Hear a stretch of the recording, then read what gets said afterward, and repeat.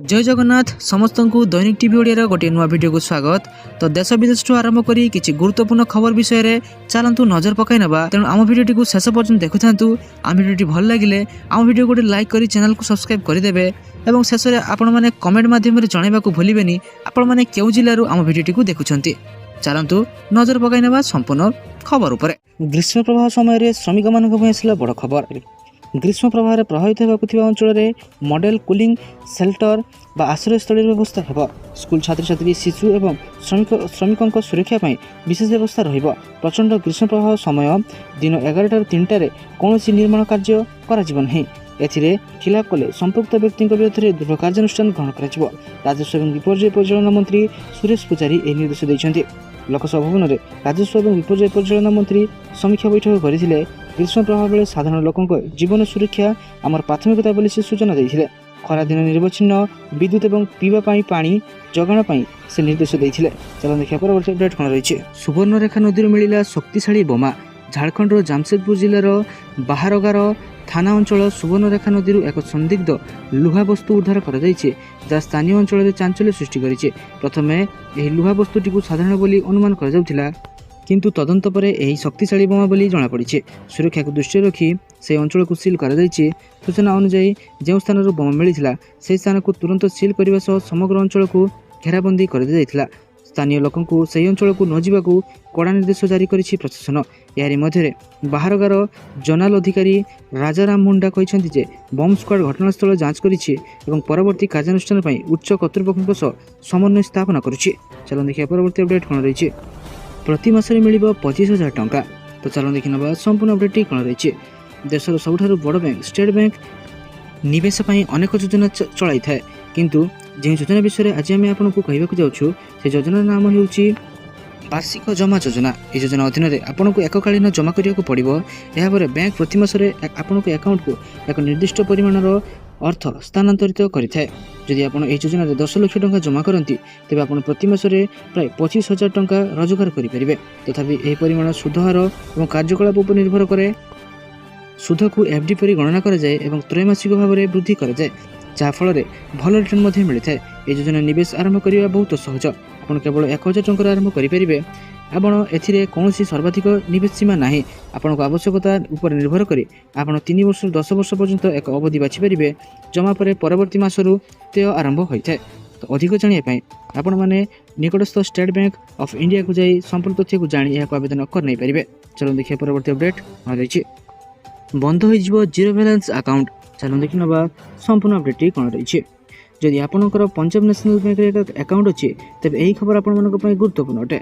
Bank संप्रति एक notice जारी करिछि जो अकाउंट गुड़िक गत 3 वर्ष धरी निष्क्रिय तथा कौन कारोबार रेकर्ड करना और बर्तमान जीरो बैलेंस अच्छी से गुड़िक एप्रिल 16 2024 बंद हो।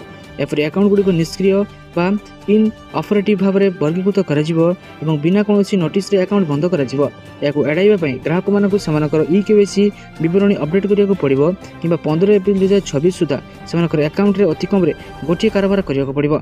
यह कारोबार करने विफल हेले आपण अकाउंट स्थायी भाव बंद कर दिया। अर्थात 15 तारीख पूर्व आपण मैंने आपण अकाउंट रे किछि टंका नेण देण करनियंतु नचेत आपणकर अकाउंट 16 तारीख पर बंद हो। चलो देखिए परवर्ती अपडेट कौन रही। एप्रिल रे खड़ी छुआ आसंता शिक्षा वर्ष एप्रिल 2 ରୁ 5 तारीख मध्य खड़ी छुआ उत्सव पालन कर प्रवेश उत्सव कर 5 ରୁ 6 मध्य पिला शिशु बाटिकार नाम लेखाब। एथिस 6 वर्षर पिला प्रथम श्रेणी नाम लेखाब। एने मुख्यमंत्री पक्षर एने निमंत्रण पत्र पिला घर को पठाଯିବ। ए निमंत्रण पत्र को शिक्षक माने बंटन करेंगे। ए संपर्क में विद्यालय और गणशिक्षा विभाग पक्षर समस्त जिला शिक्षा अधिकारी को निर्देश दि जाइए। चलो देखिए परवर्ती अपडेट कौन रही। नियमित हेले स्कीमेटिक कनिष्ठ शिक्षक।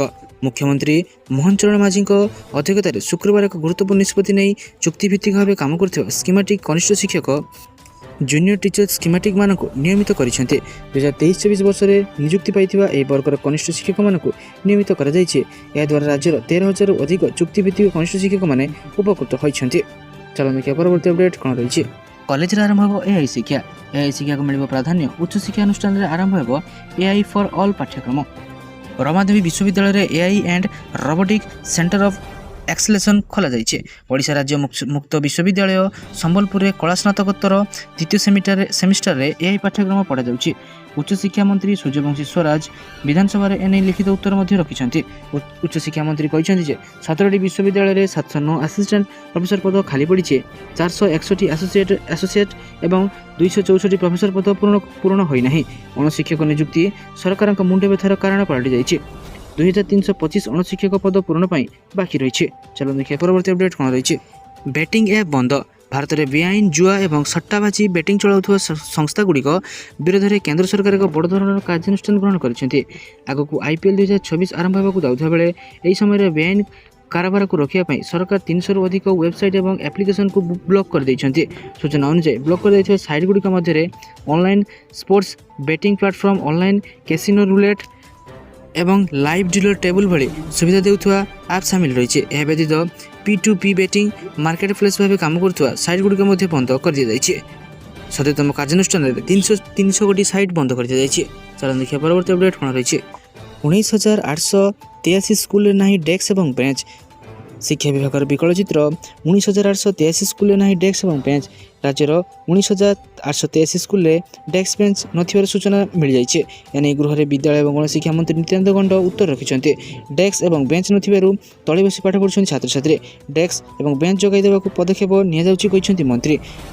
ସେହିପରି ଚଳିତ ବର୍ଷ ମେଟ୍ରିକ୍ ପରୀକ୍ଷା ଦେଇନାହାନ୍ତି 9,930 ଜଣ ଛାତ୍ରଛାତ୍ରୀ। ଚାଲନ୍ତୁ ଦେଖିବା ପରବର୍ତ୍ତୀ ଅପଡେଟ୍ କ'ଣ ରହିଛି। 11ଟି ଦେଶକୁ ବିମାନ ଯାତ୍ରା କରନ୍ତୁ ନାହିଁ। DGCAର ଆଡଭାଇଜରୀ। ମଧ୍ୟପ୍ରାଚ୍ୟରେ ଅଶାନ୍ତ ସ୍ଥିତି ମଧ୍ୟରେ ବିମାନ ସେବା ବହୁଳ ଭାବରେ ପ୍ରଭାବିତ ହୋଇଛି। ଏସହିତ ବିଭିନ୍ନ ମଧ୍ୟପ୍ରାଚ୍ୟ ଦେଶଗୁଡ଼ିକରେ ଇରାନର ଆକ୍ରମଣ ଯୋଗୁଁ ବିମାନ ସେବା ଜାରି ରଖିବା କଷ୍ଟକର ହୋଇପଡ଼ିଛି। ଏନେଇ ଡାଇରେକ୍ଟରେଟ୍ ଜେନେରାଲ ଅଫ୍ ସିଭିଲ୍ ଏଭିଏସିୟନ୍ ବା DGCA ପକ୍ଷରୁ ମଧ୍ୟପ୍ରାଚ୍ୟରେ 11ଟି ଆକାଶମାର୍ଗକୁ ନ କରିବାକୁ ବିମାନ ପରିଚାଳନା କମ୍ପାନୀଗୁଡ଼ିକୁ ନିର୍ଦ୍ଦେଶ ଦେଇଛନ୍ତି। ଆମେରିକୀୟ ଏବଂ ଇସ୍ରାଏଲି ଉପରେ ସମ୍ଭାବ୍ୟ ଆକ୍ରମଣ ସମେତ ବିଭିନ୍ନ ବିପଦ ବିଷୟରେ ଚେତାବନୀ ଜାରି କରାଯାଇଛି। ସେ ଦେଶଗୁଡ଼ିକ ହେଉଛି Iran, Israel, Lebanon, Saudi Arab, Bahrain, Oman, Iraq, Jordan, UAE, Qatar ଏବଂ କୁଏତ। ଚାଲନ୍ତୁ ଦେଖିବା ପରବର୍ତ୍ତୀ ଅପଡେଟ୍ କ'ଣ ରହିଛି। ମାର୍ଚ୍ଚ 25ରୁ ଆରମ୍ଭ ହେବ ଶ୍ରୀମନ୍ଦିର ରତ୍ନଭଣ୍ଡାର ଗଣତିମଣତି।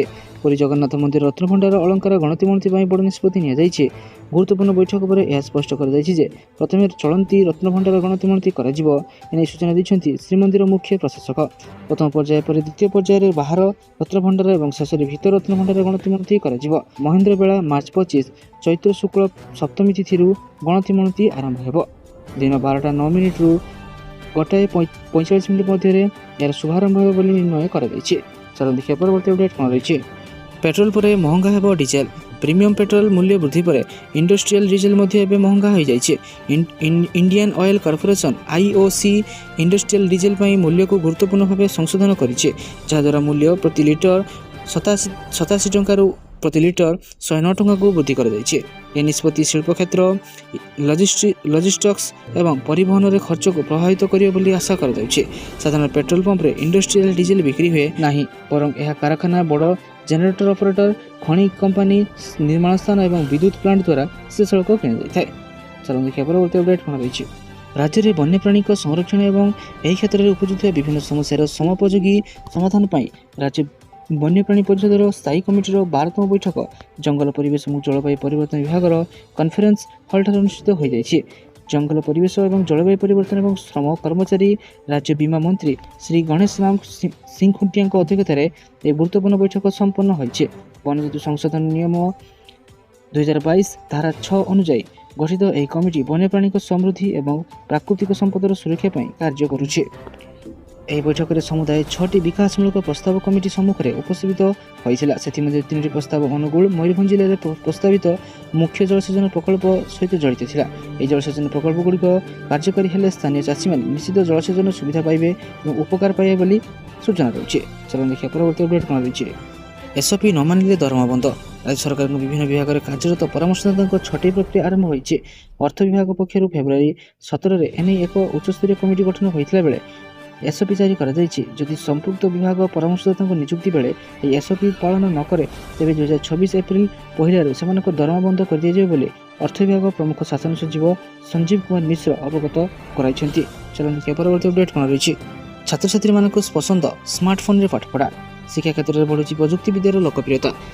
ଛାତ୍ରଛାତ୍ରୀମାନଙ୍କୁ ଆକୃଷ୍ଟ କରୁଛି ସ୍ମାର୍ଟଫୋନ୍। ରାଜ୍ୟର ଛାତ୍ରଛାତ୍ରୀ ପାଠପଢ଼ା ପାଇଁ ବିଭିନ୍ନ ଡିଜିଟାଲ ସାଧନ ବ୍ୟବହାର କରୁଛନ୍ତି। ସେଣ୍ଟ୍ରାଲ ସ୍କୋୟାର ଫାଉଣ୍ଡେସନ CSF ପକ୍ଷରୁ ପ୍ରକାଶିତ ଭାରତ ସର୍ଭେ ଫର ଏଡ୍ଟେକ୍ BASE ଦ୍ୱିତୀୟ ସଂସ୍କରଣ ରିପୋର୍ଟରେ ଏହା ଦର୍ଶାଯାଇଛି।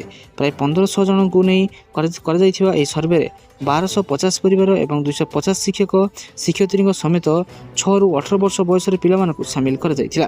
ଉକ୍ତ ସର୍ଭେ ରିପୋର୍ଟ ଅନୁଯାୟୀ ରାଜ୍ୟରେ ପ୍ରାୟ 94% ପରିବାର ପାଖରେ ଅତି କମ୍ରେ ଗୋଟିଏ ସ୍ମାର୍ଟଫୋନ୍ ଏବଂ 86% ପରିବାରରେ ଏକାଧିକ ସ୍ମାର୍ଟଫୋନ୍ ରହିଛି। ଚାଲ ଦେଖିବା ପରବର୍ତ୍ତୀ ଅପଡେଟ୍ କ'ଣ ରହିଛି। ବଦଳିବ ନୂଆପଡ଼ାର ଭାଗ୍ୟ, ବିକଶିତ ହେବ ନୂଆପଡ଼ା। ନୂଆପଡ଼ା ବ୍ଲକ ମୋଟ ନୂଆପଡ଼ା ପଞ୍ଚାୟତ କଲମିଦାର ଗାଁରେ ମିଳିଲା ହୀରା ଖଣିର ସନ୍ଧାନ। ଗତ 25 ବର୍ଷ ତଳେ ଓଡ଼ିଶା ଛତିଶଗଡ଼ ରାଜ୍ୟ ସୀମାନ୍ତ ନୂଆପଡ଼ା ଜିଲ୍ଲା ସଦର ମହକୁମା ଠାରୁ 15 କିଲୋମିଟର ଦୂର କଲିମଦାଦର ଗାଁ କଲିମଟେଙ୍କ ପଡ଼ିଆ ଜମିରେ ହୀରା ଖଣି ଥିବାର ସୂଚନା ମିଳିଥିଲା। ଏମିତିକି ସେହି ପାହାଡ଼ ଉପରେ ବ୍ୟବସାୟୀଙ୍କ ନଜର ପଡ଼ିଥିଲା। ପାହାଡ଼ ଏପଟେ ଓଡ଼ିଶା ଏବଂ ସେପଟେ ଛତିଶଗଡ଼ ରାଜ୍ୟର ବ୍ୟବସାୟୀମାନେ ଅନଧିକାର କବ୍ଜା କରିଥିଲେ। ସେତିକିବେଳେ ଅଞ୍ଚଳର ଲୋକ ବେଆଇନ ଭାବେ ଖଣି ଖନନ କରି କିଛି ହୀରା ପାଇଥିବା ଅଞ୍ଚଳବାସୀ କହିଛନ୍ତି। ଏବେ ବି ପାହାଡ଼ ଉପରେ ଅନେକ ଖାଲଖମା ରହିଛି। 2010ରେ ସେହି ଜଙ୍ଗଲକୁ ଅନେକ ଲୋକ ଅନଧିକାର ଭାବେ ଦଖଲ କରି ମାଟି ମଧ୍ୟ ଖୋଳୁଥିଲେ। ତ ସାରାଦିନ ପରେ ବଛା ବଛା ଏବଂ ଗୁରୁତ୍ୱପୂର୍ଣ୍ଣ ଖବର ଜାଣିବା ପାଇଁ ଆମ ଚ୍ୟାନେଲକୁ ସବସ୍କ୍ରାଇବ ରଖନ୍ତୁ। ଆମ ଭିଡ଼ିଓ ଗୋଟେ ଲାଇକ୍ କରିଦିଅନ୍ତୁ। ଧନ୍ୟବାଦ।